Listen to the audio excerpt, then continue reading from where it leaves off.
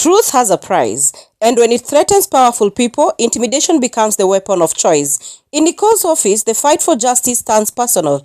Let's dive into Act 3, Scene 2. The setting? It is in Nicole's office. Nicole is with Inspector Bembe.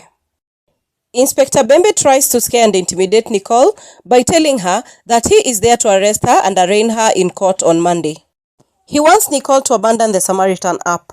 He says the matter of the Samaritan App is weighty and is threatening the lives of many powerful people. Nicole, however, tells him that she cannot stop the app because the National Information and Communication Technology Corporation is now in charge of the Samaritan App. Bembe therefore falsely accuses Nicole by telling her that her phone signal was seen near a murder scene. He also says that Nicole stole the school generator. Nicole tells him not to fabricate anything against her. Bembe warns her that she has a reputation of being too strong-willed, and that she created the Samaritan App to embarrass and attack the leaders of Maracas Municipality.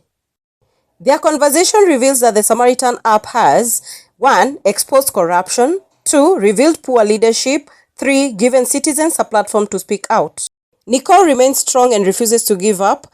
Bembe begins to rummage through the papers. He pulls the drawers, all because he's looking for the Samaritan App. However, she continues defending the purpose of the app. Bembe arrests Nicole. As the door shuts behind Nicole, the truth is locked inside a cell.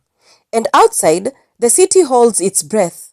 If this is what they can do to one woman, what will they do to silence the truth itself? In Act 3, Scene 3, the consequences begin.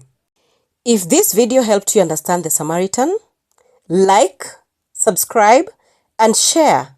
More scenes ahead.